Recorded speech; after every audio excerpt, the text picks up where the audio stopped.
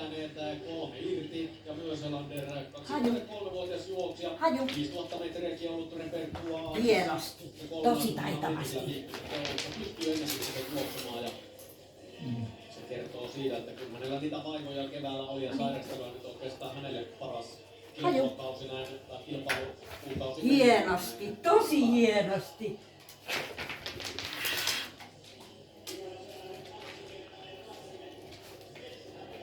Haju.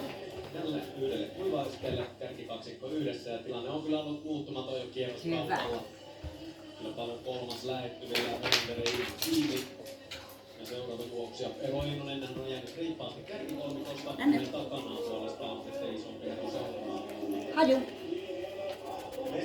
Haju. Semmoinen, mikä Emilläkin näkee, että se ottaa vähän varovaisemmin se, että siinä on akilekset tosi kovilla, kun tullaan tuohon miinuskulmaan alas. Ja Hyvä! Hienosti! Hyvä! mutta se vaatii